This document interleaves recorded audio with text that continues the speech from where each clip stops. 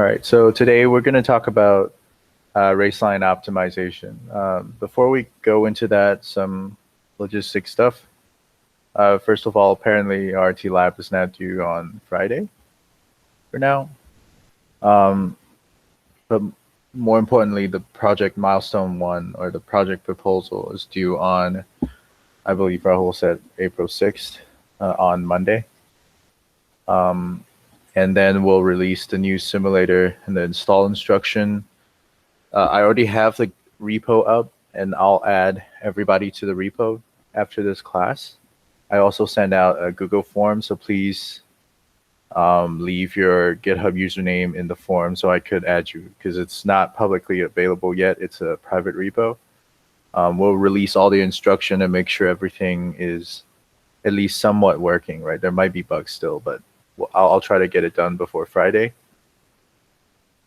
And then next we'll basically go over what's changed in the simulator, because this is probably the burning question that you all have going forward.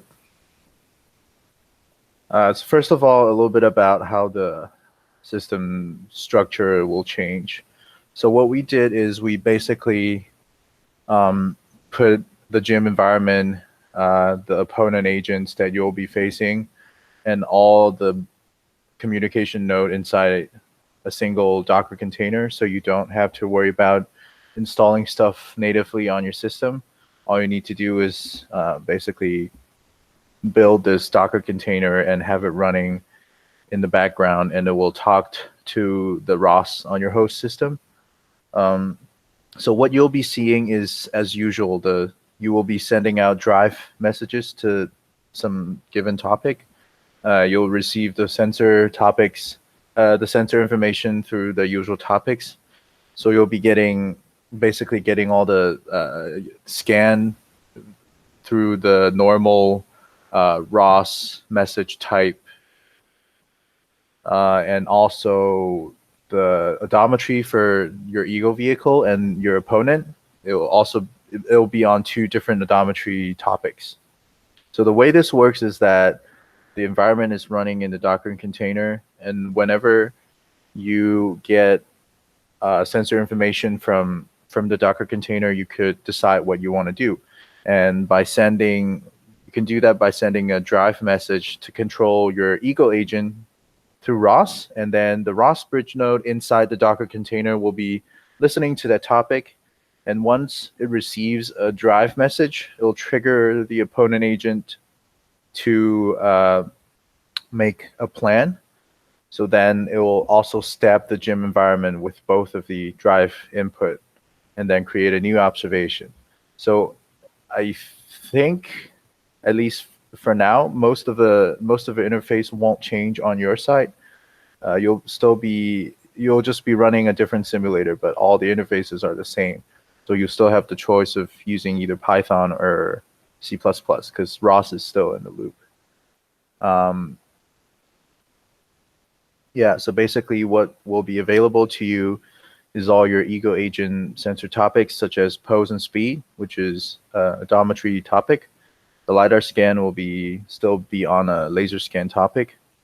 The information of the opponent agent, which is the pose and the speed of the other car, that's the only thing you'll get. It will be available on a odometry topic that's with a different name. Also, a map will also be served by a map server. I'm still working out how to visualize all this. So in our plan, the only thing you'll need to run on your host system is basically your agent. Let me find a pointer.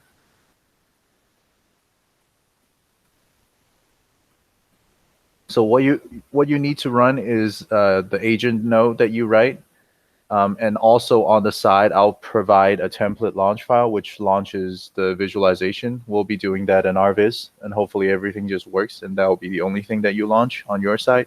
Everything else will be running in the background in the Docker container.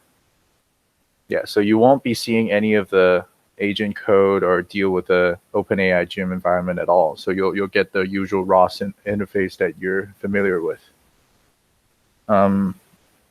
The environment information. Yeah, the same map and map metadata topic will still be available. So if you want to use them, it's there still. And so to get started, the first thing you'll need to do is to basically get familiar with the basic concept of Docker. So it's it's a pretty simple concept. Basically, it's a lower level than a virtual machine, but it's kind of like a virtual machine, but not. Yeah, just go to this link, and then there's a pretty good explanation on what Docker containers are. And then once you're done with the getting started tutorial, you should go ahead and install Docker on your system.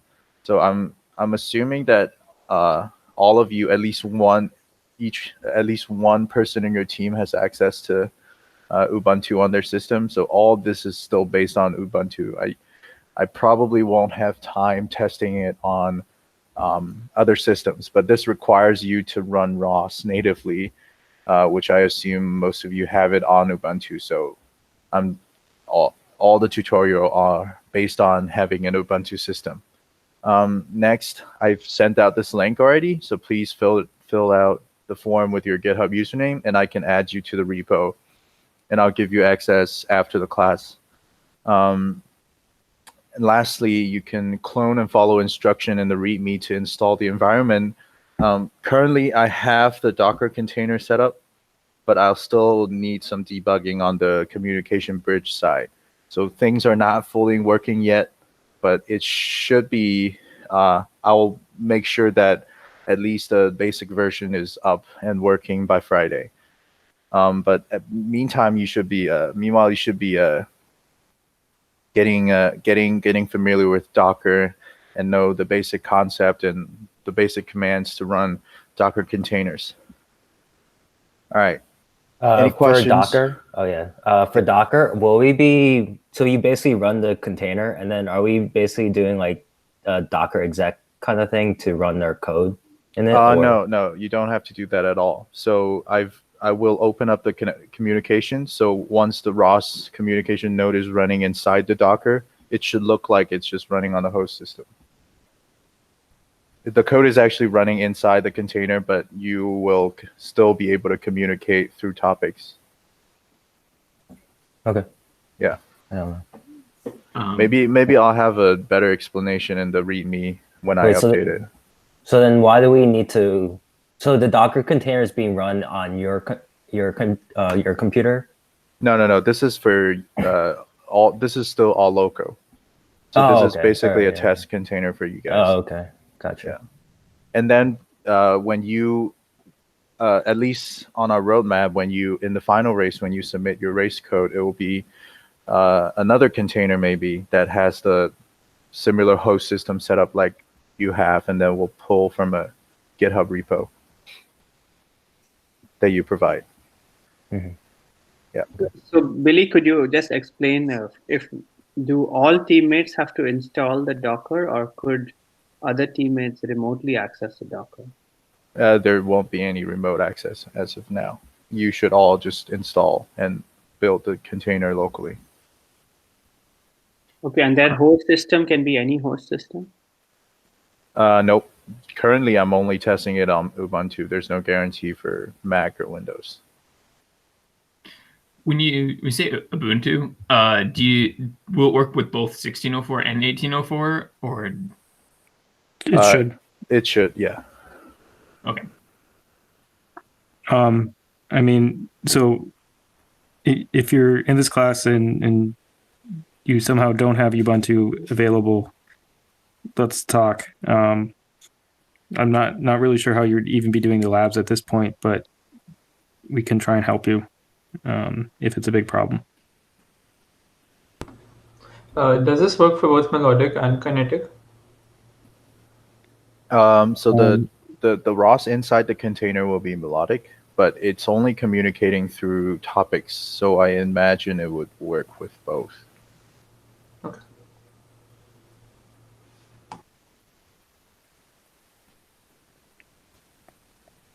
All right. Any other questions?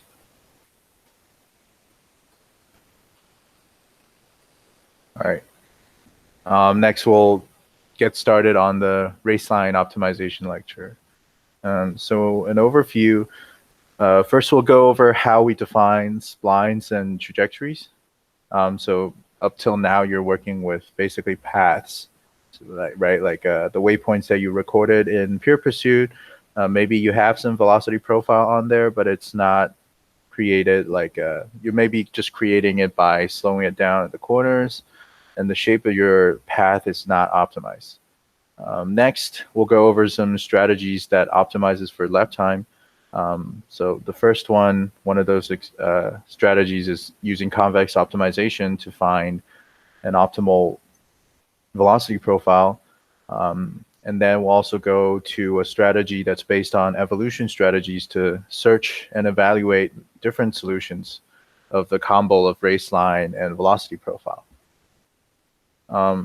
So the problem definition, what are we actually doing here? So first of all, we need to define what is a raceline. Next, we'll have to figure out a way to parameterize the raceline, evaluate it based on some fitness function, and then optimize to either minimize or maximize that fitness function. So on the figure on the left here, you'll be seeing some progress of optimization where the algorithm is changing the shape of the raceline. It's also moving the velocity profile on the raceline. So eventually, in simulation, the lap time of each lap will start over here, will start lower as the generation grows. Right, so I'll go over how we did this in a later slides. So first of all, what are splines and how do we define trajectories? From Pure Pursuit, the behavior of the vehicle, as you've seen, is mostly defined by the waypoints or the path that you've chosen. The other factor is the look-ahead distance, but that mostly acts as a controller and how well you track the path. But what raceline the car will take is mostly constrained by the path that you created. So prior to this, we've been using a waypoint logger. At least some of you was using it or creating it, creating the path by clicking on the map and then somehow creating a fixed loop. And then maybe you have some smoothing function to create the path. So what we're trying to answer here is that, is there a better solution to create such a path for the car to track? So the answer, or a very common solution, is to parameterize the path as a spline. What's amazing about the spline parameterization is that the shape of the path can be changed by changing the parameters of the spline. So you could either change the control point to move the spline around, or you could change the smoothing factor to change the shape of the spline, like how sharp it turns or how slowly it turns around the corner. Also, it's easier to sample the discrete points on the spline. So basically, you can define a function that maps the space between 0 to 1 to the whole space of the path, where you can take any number between 0 and 1, and then the spline will return you basically XY tuple on the path. So how are splines defined? Usually they're just piecewise polynomials, at least in the case of cubic splines that we'll go into details later. So the curve is broken into consecutive segments, each of which is a low-degree polynomial interpolating the control points. Note that this could be the curve might not be interpolating the control points, right? The control point mostly control the shape or the general direction of where the spline would go, but this is a based on case by case. It might be different if you're using a different spline. And then how do we make all the so say that if we have a curve that's broken down into segments and you have these control points that the curve goes through, What's an easy way to make sure all the segments fit together nicely? Any ideas?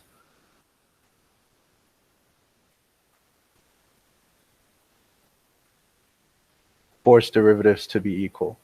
Right. So there's actually multiple constraints that you can have on these splines, right? So even before you fit you force the derivatives to be equal at the endpoints, you could first make sure that you have the 0th degree continuity, which means that the curve is continuous in position, right? The start of a segment should match up with the end of another segment, right? And then, as you said before, we can make sure there's a 1st degree continuity, which means it's continuous in position, both position and the tangent line, or the first derivative of the curve. And then even going higher, we can have a 2nd degree continuity, which means that it's continuous in both position, the tangent line, and also the curvature. Right. So an example of a spline are the cubic splines.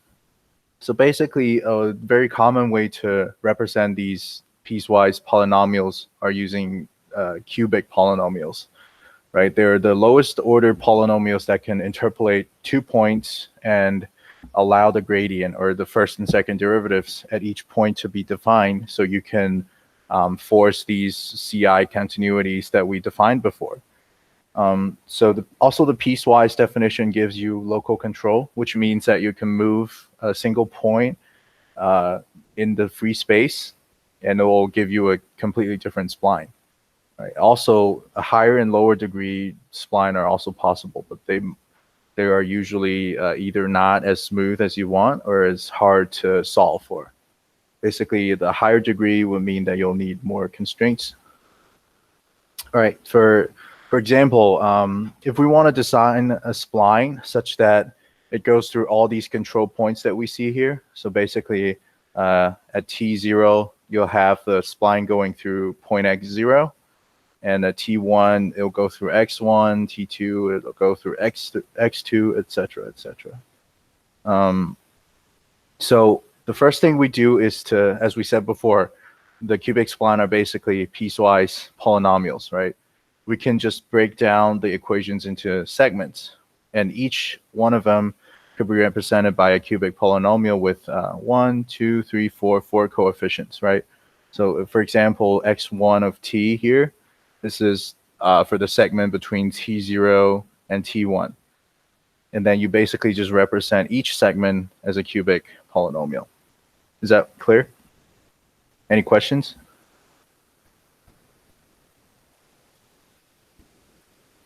Okay. And then basically you are splitting the whole spline up into m spline segments. Some questions here. So how many degrees of freedom are there if we have m spline segments?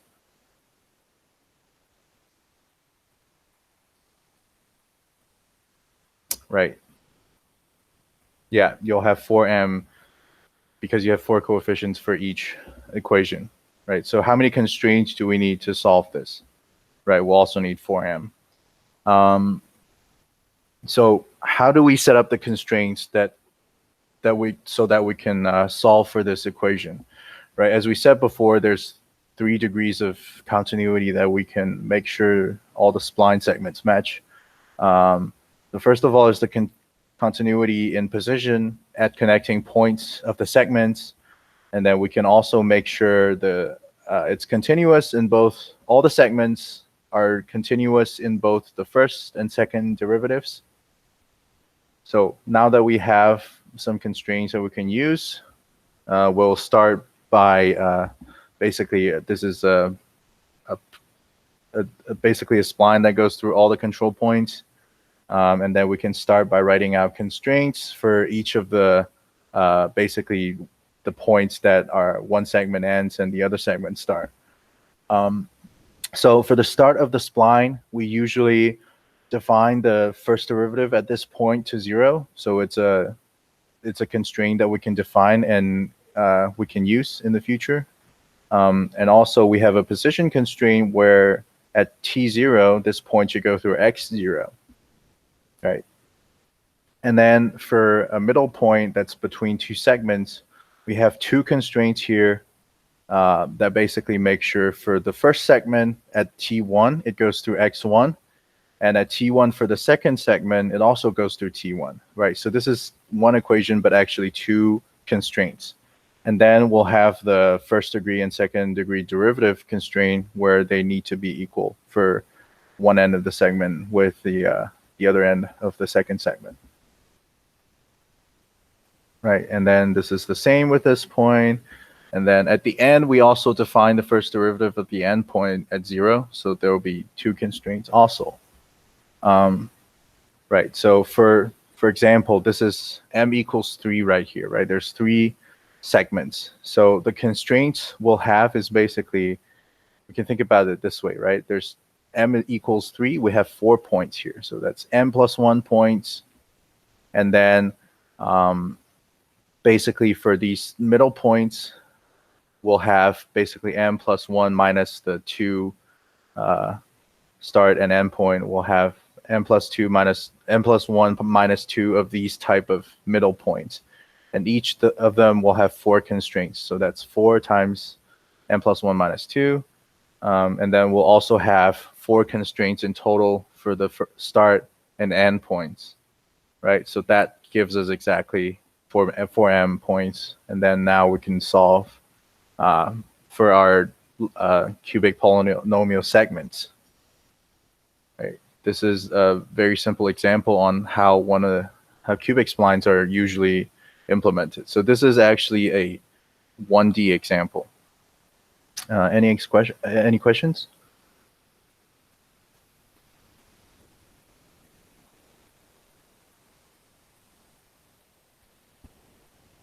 How is the first line 2 constraints, right? So you have x1 of t1 is equal to x1, and you also have x2 of t1 is equal to x1.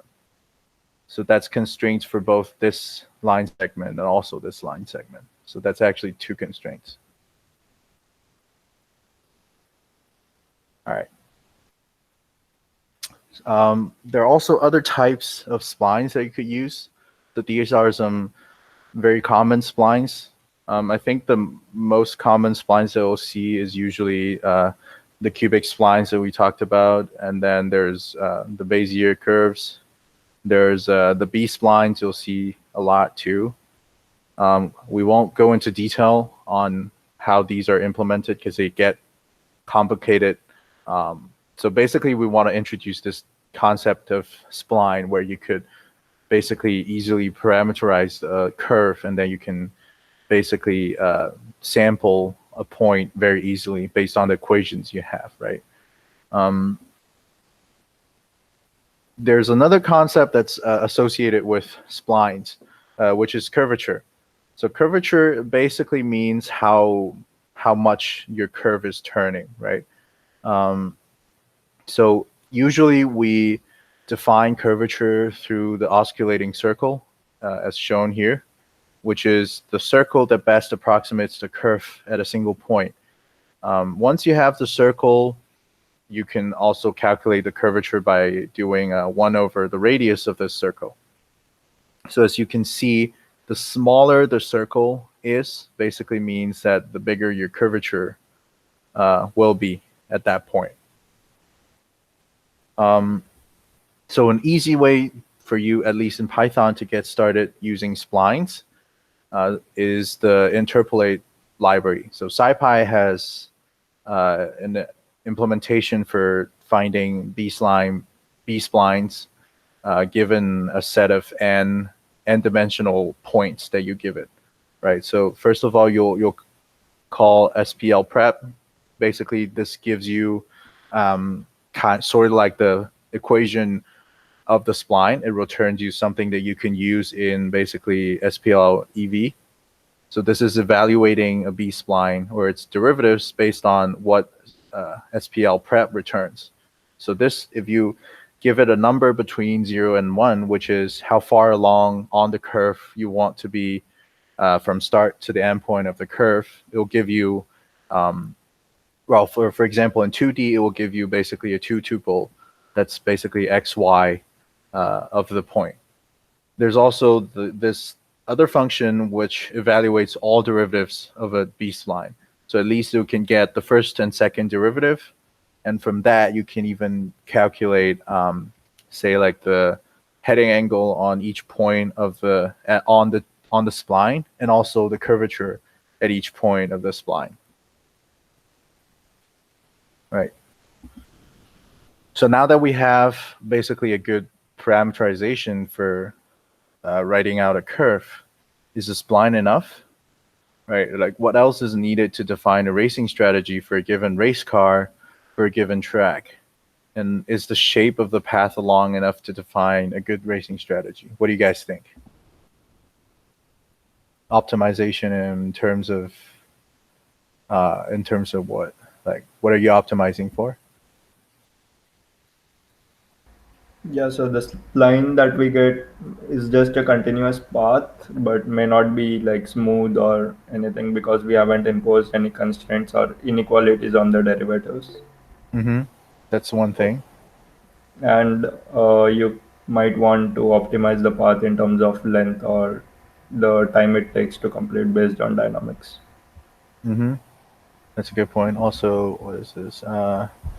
We would need to control input for each position. Yeah, so what would be a good control input that most defines the car's behavior the most? Like, what do you see changes how the car behaves most at each point, apart from like how your tracking method? Velocity. Yeah, right. So we also need a velocity profile, right? As you all said, this basically is kind of like a control input that changes your car's behavior.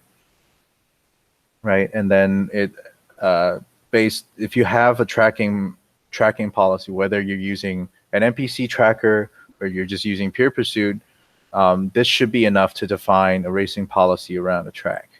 Right, so the top speed of the car at certain points on the path, as we said before, with a higher curvature, it will turn more sharply. So intuitively, the top speed of your car at that point is constrained by the curvature of the spline at that point. So from now on, we'll denote a path defined by a spline along with the velocity profile that you've defined for the path as a trajectory, right? So a trajectory is not only an XY tuple, a list of XY tuples, it also includes the velocity at each point. So next section, we'll talk about an approach that optimizes for speed. Right, so there are several ways that you can approach this problem. So first of all, a naive approach would be, excuse me. As we said before, the curvature at points on the curve limits the maximum speed the car can achieve on the curve. Right, so you can, given a curve, you can or a loop around the track, you can find the locations or points with biggest curvatures, right? Say you find like 10 or 20 points with the largest curvature at those points, and then you define the speed limit on these maximum curvature locations. Once you have that, you can, so this is basically you're defining a speed limit at these points based on how big the curvature is. So this is like maybe a linear function or some kind of gain on the maximum curvature. And then next, you'll be interpolating in between these locations. Since you have the spline, you know how far apart these points are. You can probably interpolate and then find what the speed is for each point in between these points, right? And then you'll have a full speed profile. Another approach is that you could just add the velocity profile to the search space. We'll outline a method in a later section about how to search for a good race line. So I'll go over that once we're in that section. And another efficient way to do this is to basically use convex optimization, right? So a little bit background on convex optimization. So if you guys haven't taken ESE 605, basically a convex optimization is usually set up to maximize to set up so that the problem is trying to minimizing a convex function over a convex set or multiple convex sets, right? So a standard form of a convex optimization problem, it could be seen as minimizing an objective function over the optimization variable, right? And then these are the constraints. So for example, there are two types here. Your functions f and gi will need to be convex, and the functions hi, or the equality constraint, needs to be affine. So one example, basically this is kind of a solved problem. So Stephen Boyd, basically the person who created this whole course on convex optimization, they have a paper on minimum time speed optimization over a fixed path, which in the paper, given the raceline, the target vehicle's basic physical parameters, in our case, a car-like robot, given the weight distribution, and the surface friction coefficient that the car is traveling on, we can solve a convex optimization problem to find an optimal velocity profile. So how are the constraints set up? Right. So first of all, we have a constraint on the dynamics of the vehicle. So basically in the paper, they wrote this all out. So note that in the paper, they also do velocity optimization on space vehicles. So basically like satellites, rockets. They also have planes and underwater vehicles. So car-like robot is just a subset of the vehicles that they're trying to optimize the speed for. Right. So the general form of the dynamics is just you have a control matrix that then U is the control inputs, which then is equal to the mass matrix, and then Q is the configuration vector, right? You have a centrifugal matrix, which I think for our case is 0 or identity. And then a force as a function of configuration. So if you want more details on how the problem is set up, I suggest that you read the paper because it's pretty complicated, but I'm just giving you like a general idea on how they set up the problem, right? And then you also will have control inputs, constraints on control inputs, right? So basically we define the constraints on velocity, acceleration, and actuation to be inside some set of constraints based on your configuration, right? So this is what we said before, based on your weight distribution and friction coefficient, you can create some constraints on how you want to perform your actuation, right? So this is still the same. And then we also have the constraint on the path you wish the vehicle to follow. So this is basically a function where it maps 0 to 1, the space between 0 to 1, to a p-dimensional space in R, which is basically depending on what space you're trying to plan in, right? For example, in our case, it's a plane, so basically you only have x and y. So what kind of function do we know that does this? Right? Is there anything that looks familiar that maps 0 to 1 to something like this that we just talked about?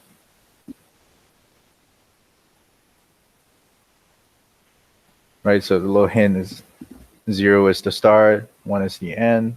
You pick a fraction of between start and end, you get a point. What does that look like?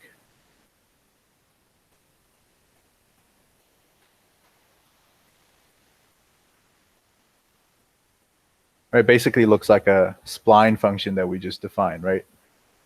So the spline that we define, basically, it's a function that maps the space between 0 to 1 to an actual point in n dimension, right? Now that we have the constraint on the path, so we can also define a function theta.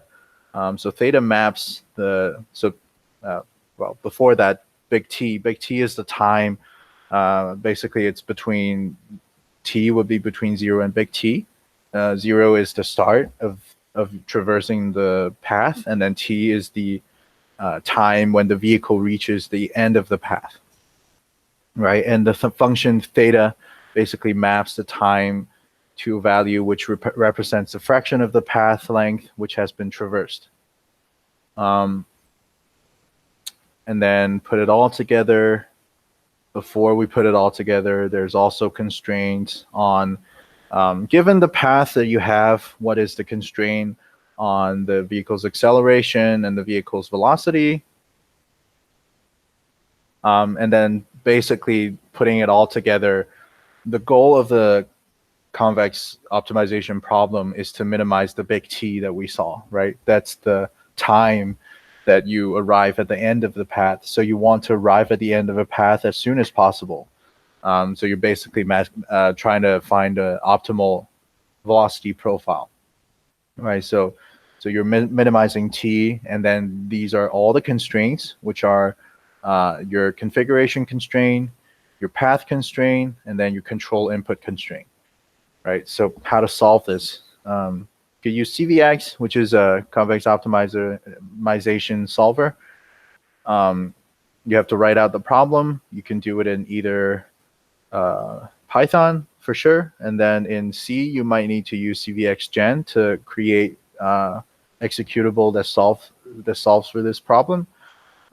If you want to get into this, you should definitely go ahead and read the paper if you want, and then if you have experience in ESE 605, you could also try to use this as an example to apply your knowledge in convex optimization. All right.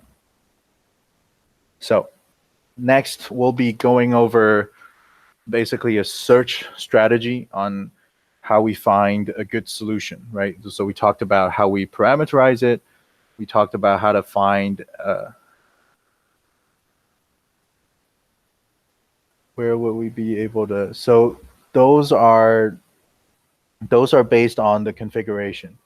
So at least in this paper, the inertia and the control matrix is based on the weight distribution and the mass of the car. So it's a different dynamic model that we use in say our simulator. But if you want more details, I can send you some code on how to make this work. All right.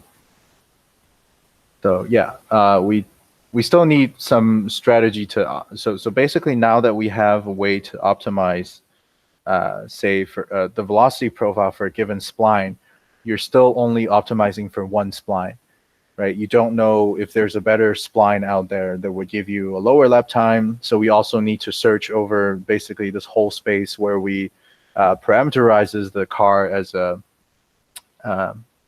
basically a combo of points or vectors that can basically give you an outcome based on your configuration. Right. As we said before, so we'll propose a solution based on evolution strategies to basically define a search space first. So first of all, let's define a search space for the spline. So as we said before, one of the easiest way to come up with a spline is to define the control points, right? Once you have the control points, you can basically define a spline. So the solution I'm proposing here, so this is one of the approaches that we've tried before. The first of all, you need to divide the drivable area on the given track into equal size rectangular boxes. So like the colored boxes you see here, right? I'm dividing up the track and then overlapping them so that it covers the whole track.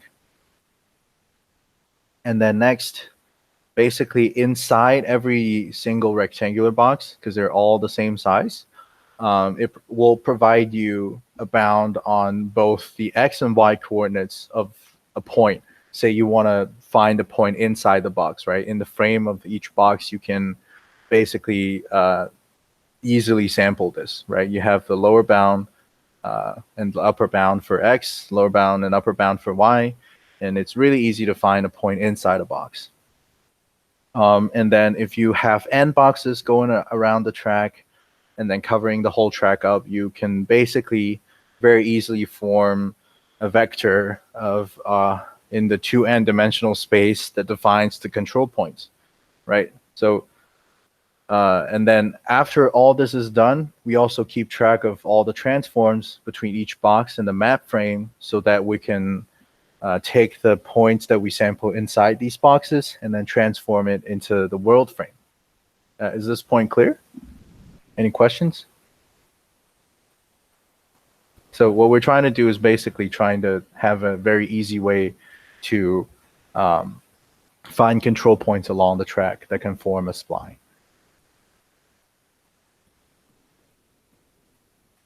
All right. Yes. So they are overlapping because we want as much coverage of the track as possible.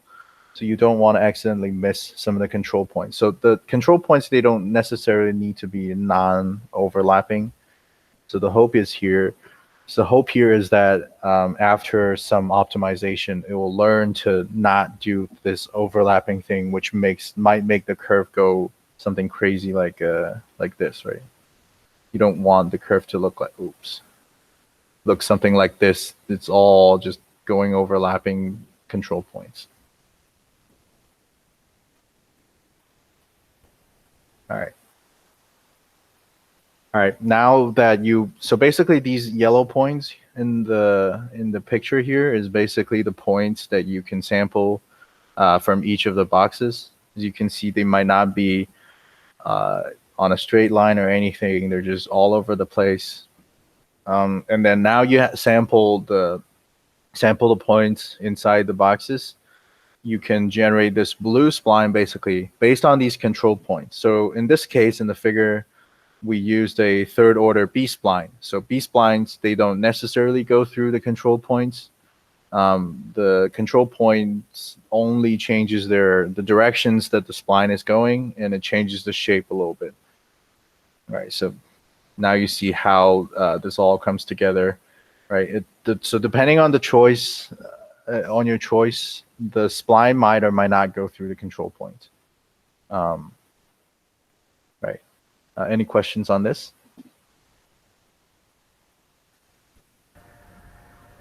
Yeah, how does it make sure that it's always inside the path? Right, good question. So so for each of these samples, basically when we sample for a spline, as we said before, it's really easy to find a discrete point on the spline because it's basically a function that maps 0 to 1. So you can have some sampling scheme that checks like every little bit on the, let's, in terms of like centimeters, like maybe every 10 centimeters, it's not crossing any of the pixels that defines the wall. Basically, you're just doing like it overlapping check basically, right? So you might miss some points, but yeah, that's You basically do that with the sample points or the whole equation of the spline that you got, the whole equation of the spline. and then you redesign your spline if it goes outside, or how do you correct it? So later on we'll talk about how we do the optimization. So we basically discard that solution if it's overlapping with the walls, right? Okay. And then we generate another one. So these are actually just random samples inside the points. So if this doesn't work, you can just discard it and then sample again. Okay. Okay. So next we'll talk a little bit about the search that we'll be performing. So the goal of the search is that after finding the path, we use the convex optimization solution we mentioned before, or some other strategies. Oh yeah, so basically, if you remember before, another way of searching for a good velocity profile is by adding the velocity at each point to the search space. So what you would do for that is when you're sampling the 2n vector, you'll also add a velocity for each of these points, right? So you can provide some arbitrary bound that you think is reasonable, right? So you basically never want to go backwards on these points, and you maybe know some maximum velocity that you could be going. So at each point, you could just randomly sample a number and then assign it to create a velocity profile. Right. So the other alternative is that once you have the path, you can use the convex optimization solution that we talked about, and then find the optimal velocity profile to traverse the path. And then we basically need a metric to define how good a strategy is, and use that metric to guide our search for a good strategy. So the proposed optimization so basically method is based on evolution strategy. So our problem is high dimensional, right? As we said before, if you have 500 boxes covering the whole track, your search space will be in R to like at least R to the 1000 in 2D. And it's also non-convex, and it lacks a closed form expression of the dynamics.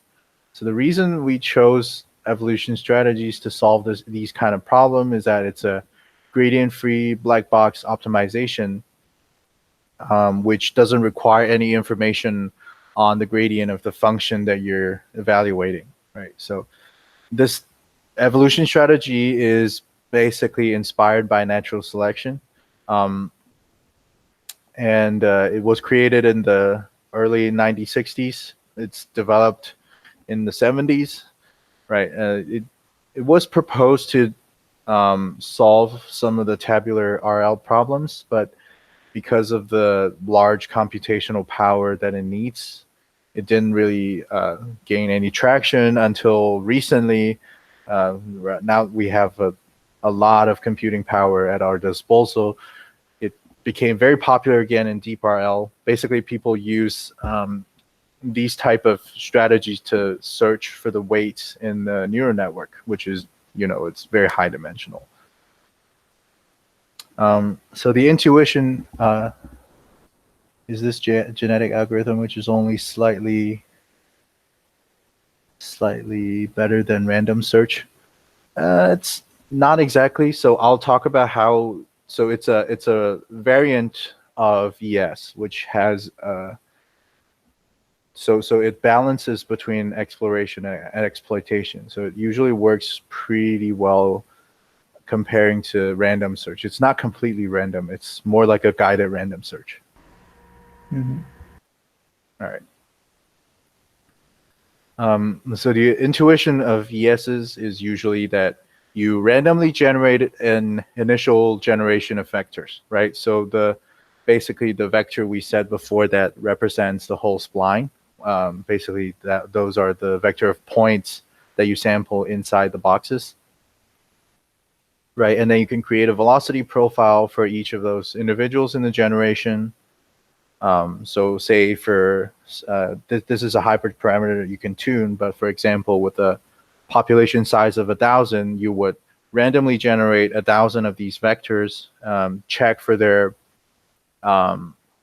feasibility, right? So as we said, check if it crosses the wall. So if it crosses the race wall or the racetrack wall, it's not going to be, it won't work even if you don't consider the dynamics of the car, right? So now that we have a population or generation of these vectors, we can evaluate each individual in the current generation by a fitness function that we define. Once we have a score for each individual in the generation, we basically follow the rule that survival of the fittest. We select only the individuals that score the highest from the current generation. So usually this is another hyperparameter that you can tune. For example, if I have a 10% survival rate, well, I'll just take the top 10% of the individuals that scored the highest, and I'll form the next generation based on these highest scoring individuals. And the method that I'll introduce here is called CMAES, right? So CMA stands for covariance matrix adaptation. So the advantage of using this is that CMAES maintains the populations, or as you said, the generation of vectors.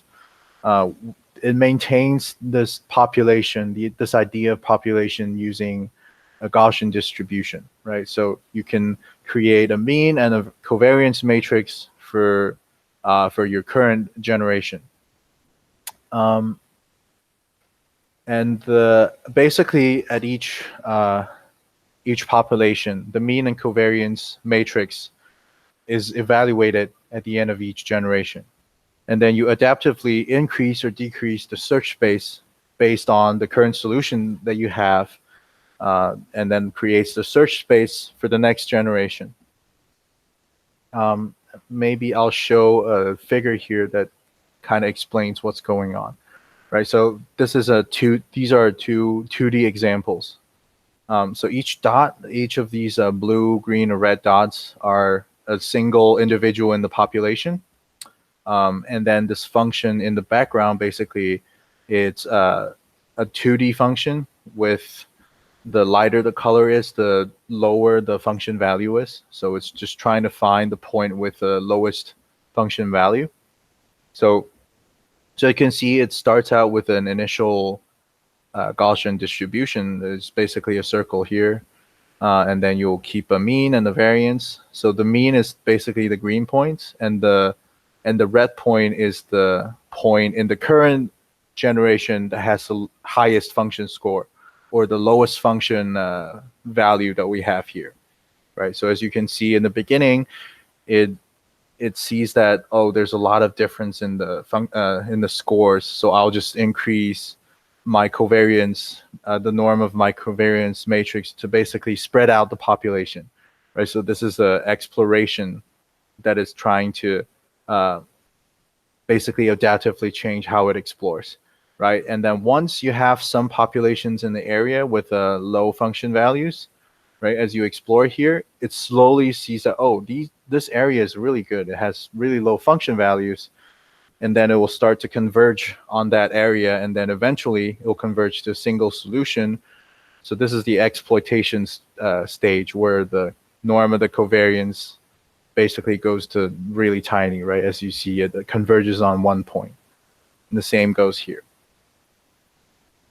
right? So the idea is that you're basically maintaining, what's the difference between the left and the right? So these are just two different functions.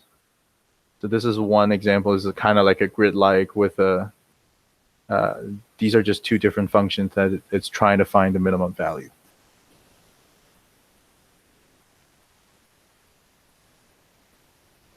Yeah. So the idea is that by modeling the generation or a population as a distribution, you can automatically control like the trade-off between exploration and exploitation. Right. Any questions on this?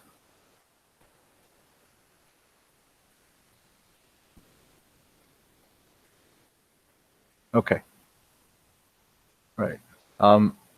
Maybe let me see if I mentioned this. Okay, I did. Okay. So next we'll basically go over how the mean and covariance, or the underlying distribution of your generation or population, is updated. For example, in 2D, so the mean and mean is calculated by basically this thing. This is just the average in the X dimension, the average in the Y dimension, and then your covariance is basically this. This is just your normal covariance and mean, right? So what CMAES does is that basically, with a population size of n, basically instead of using the whole population to calculate this distribution, it updates, and basically it finds the mean in this one dimension of the next population by using only the best n best solutions, right? So this is based on some percentage that you can define. So instead of n, this would be maybe like 0.2 times n, right? This is only the top 20%. And the same goes for population. Here are the control points. Yes. So the population is basically the vector, the 2n dimensional vector that defines your control points. And it might also be 3n if you're adding a velocity to each point, if you're just searching for it. So it could be whatever you want to search on, but in this case, it's 2n or 3n. Yeah. So and then the way that it updates the covariance matrix is also based on the n best solutions, and it uses the mean and covariance from the previous population or the previous generation, right? So the mean is no longer the mean you calculate here. But that's how CMAES updates the mean and covariance matrix as it goes through the generations. All right, is this clear? Any questions?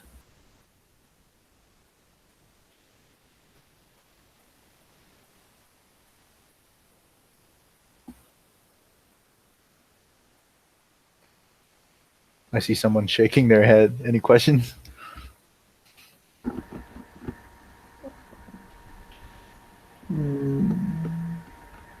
So this is a 2D case where you only have 2 dimensions, right? So basically for your, say like the r to the 2n case, you'll have r to the 2n dimensions, right? So you'll create a mean.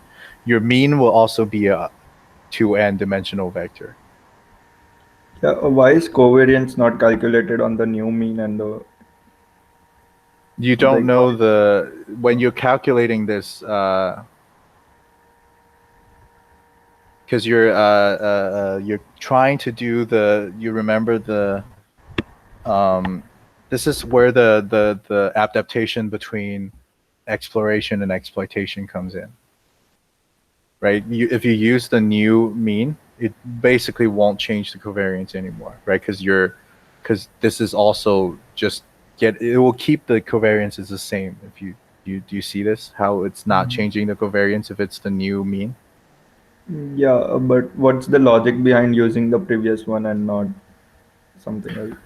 Right. So using the previous one, you can see like what direction. Basically, you can think of it as you're kind of seeing what direction it's moving from the previous generation, right? So you can increase the covariance in that direction, right? So this is a high dimensional thing. If you think about it, if your new best solution and your previous mean is not that far away, that means that you're doing pretty good in that dimension. So you don't want to increase the covariance in that dimension. Okay. Yeah, so this is the adaptation between the exploration and exploitation. All right. So the fitness function.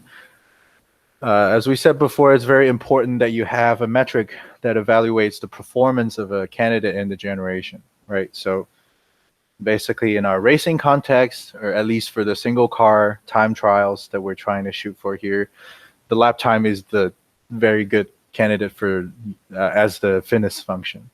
So basically a more performant candidate will have a lower lap time, and to obtain the lap times of each solution that you get. So you basically, what you'll do is you sample the control points, you get a velocity profile, and you run the simulation, right, to get a function or a fitness function score. So basically, your simulation will become the function that maps from your r to the 2n space or your configuration space down to a single real number, and that's how this is able to perform without using any gradients, right? So the requirement is that you have some function that maps from your high dimension to a score. And the whole procedure of CMAES is basically, first of all, as we said before, you're going to initialize the vector with a flat distribution, right? So the default Gaussian distribution mean and the covariance. And then once you define the distribution, you can randomly sample for, say, like 1,000 of those. Yeah. There is a distribution for each of the boxes on the trajectory. No, It's Oh. it's one distribution for all the points in the boxes, right? So it's a really high dimensional distribution. So it's trying to learn the distribution, right? Yes, basically yes. And is this a Gaussian? Yeah, in this case, yes. You could also use something else, but at least in this most simple way, you use the Gaussian. And the unimodal Gaussian gives you like a trajectory over 500 points, like good 500 points that you can take out of it.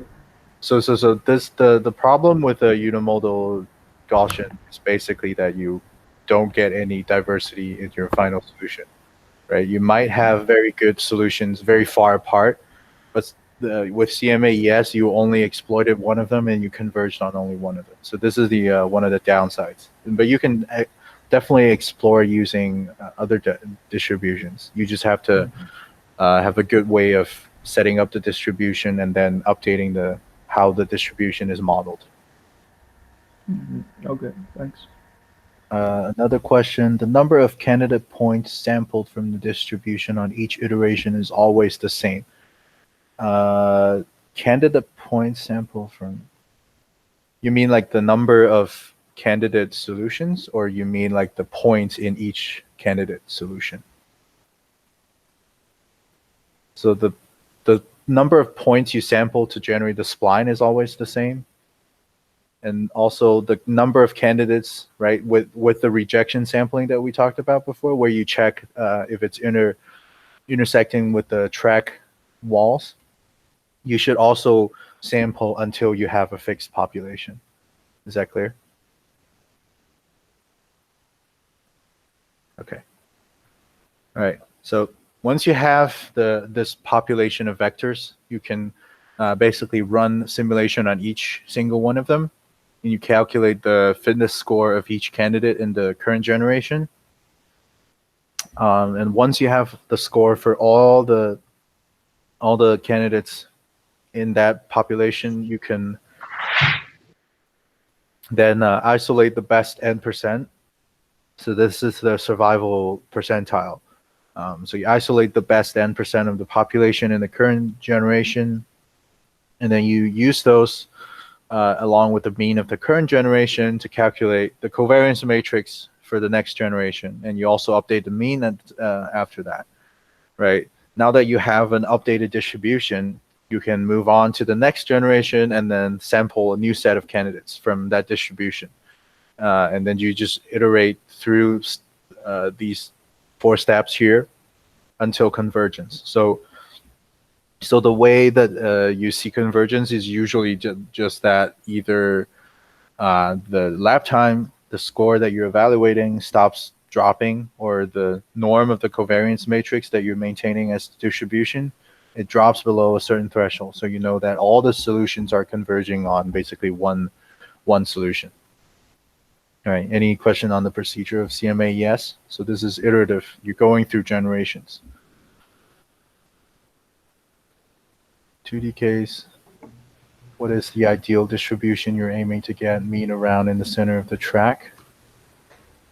So not really. So the ideal will be the distribution or the configuration that gives you the lowest lap time, right?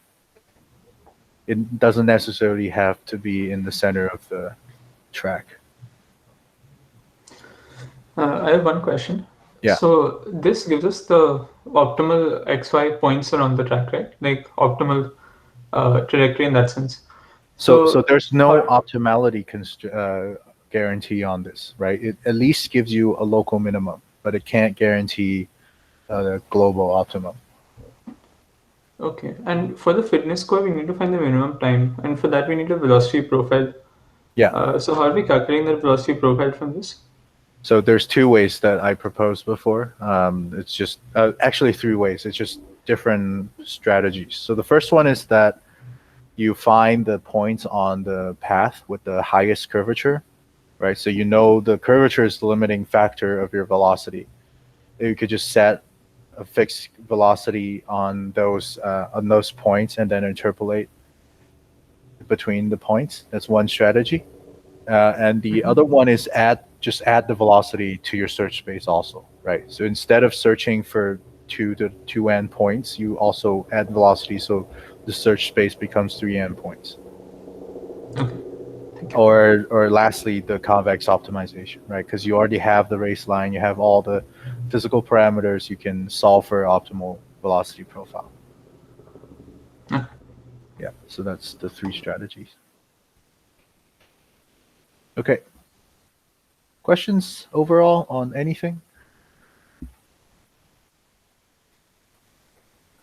So maybe I'll show some videos of the car going around. So this is based on a paper that we submitted.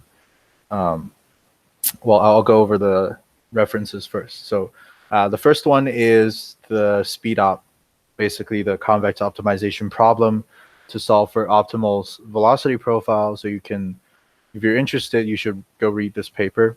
And then this is basically the paper on CMAES and how the whole thing works. But I think I boiled it down pretty simply. It's just maintaining a Gaussian distribution for your population. And then lastly, this is a good visual guide on evolution strategies. So this is David Ha from Google Brain. He talked a little bit about how to use evolution strategies to basically search for good weights for a neural network in one of his deep RL problems. All right. And then can I ask a quick question before you go? Yeah. So in all of these, you're trying to find kind of like an optimal path, and then it's either the optimal path, you try to find like different velocities for the optimal path at different points, or you explain 2 other methods.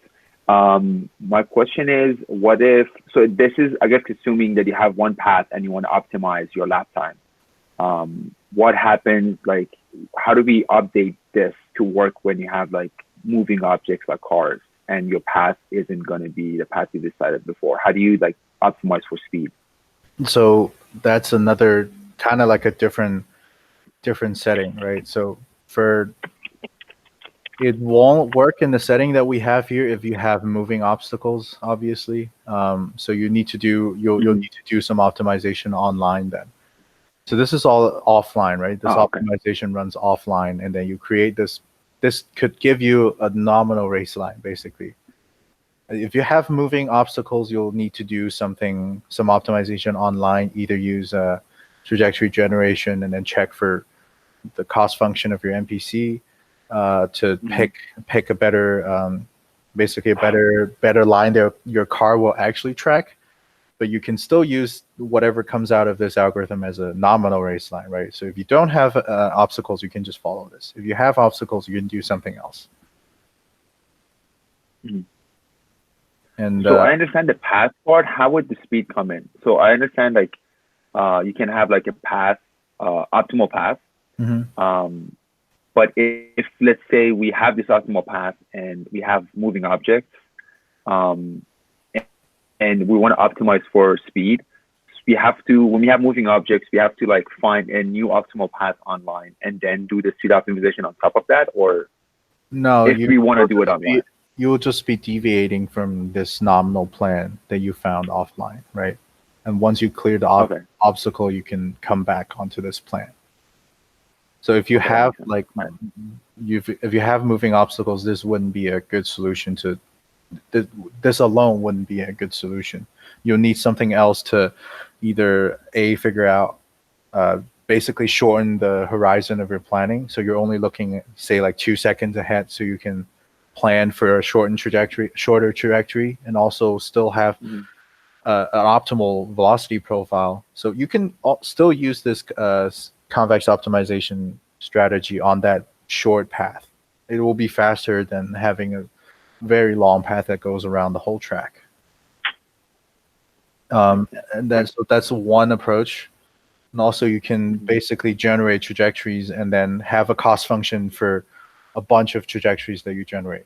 And then how you define this cost function, it could be, right, like on this path, how far I'm taking myself off of the nominal race line, right? If I'm taking myself too much off of the nominal one, you get a penalty.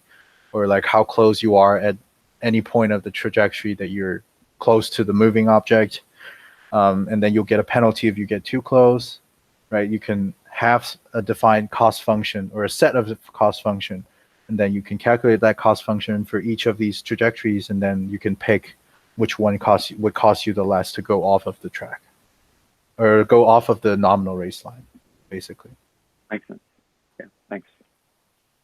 Right. Maybe I'll show some videos on the results. Okay, so this is basically the car going around.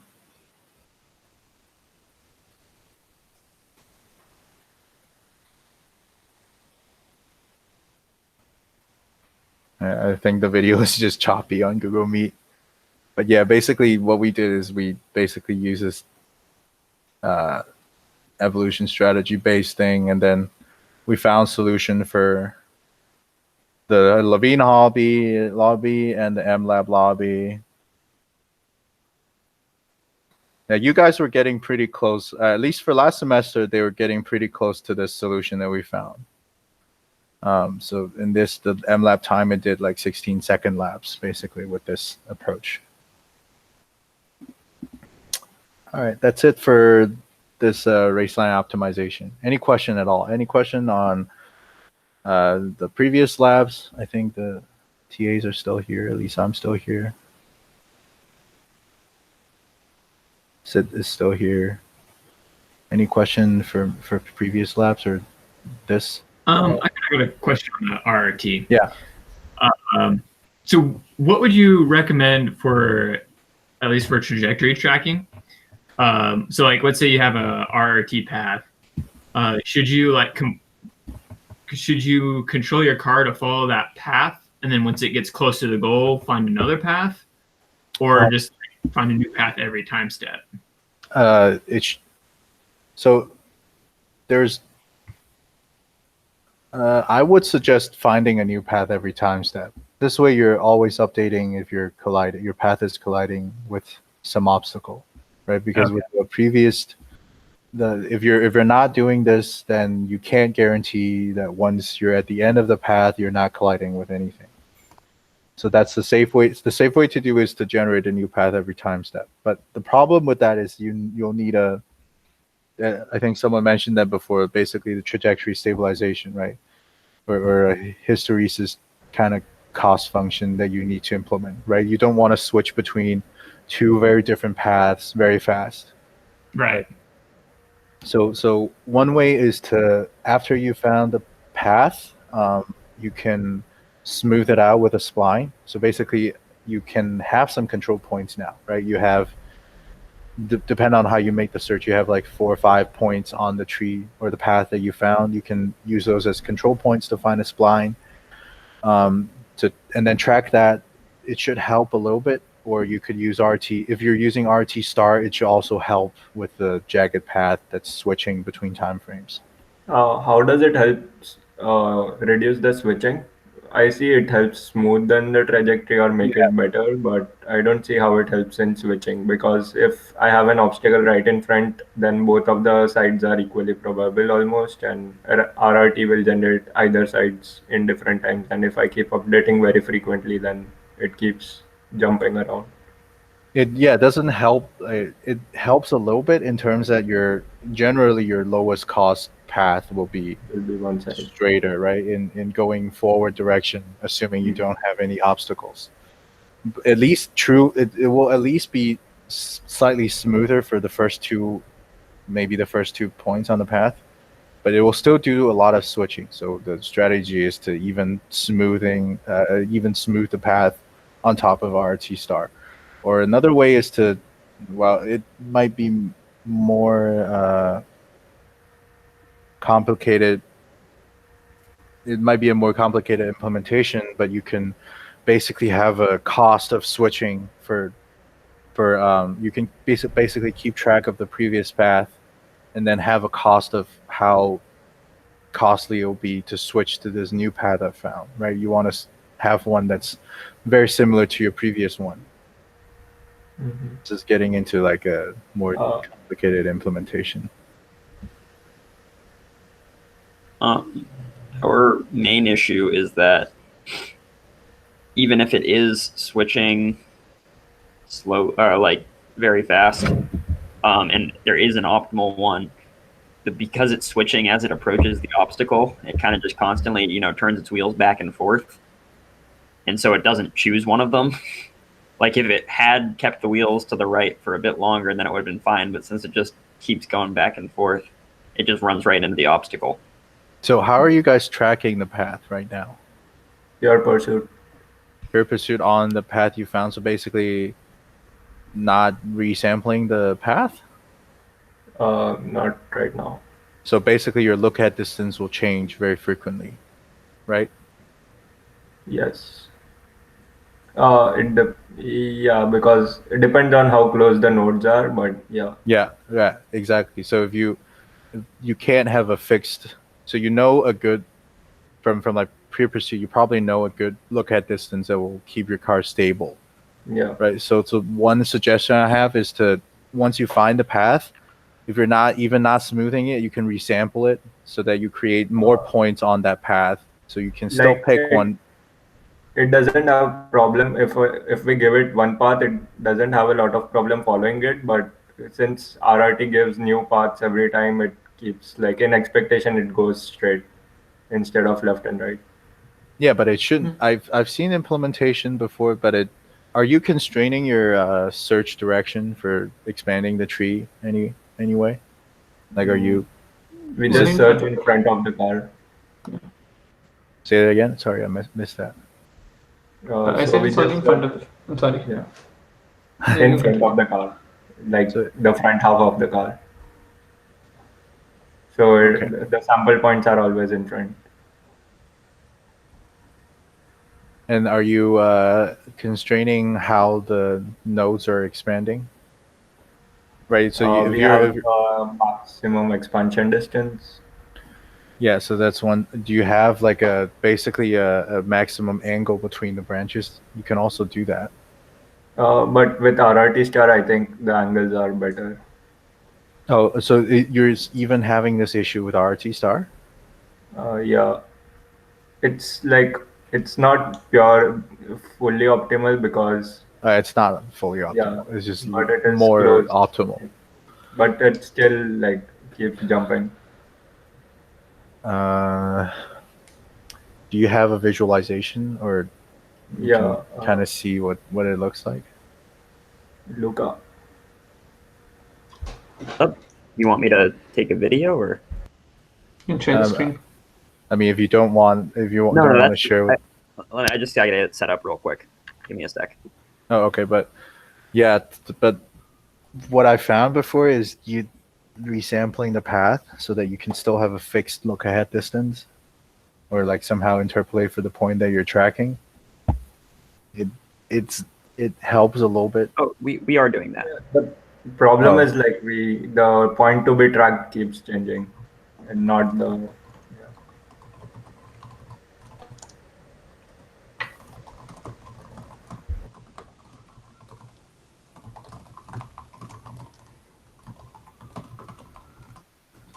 I should stop recording this now.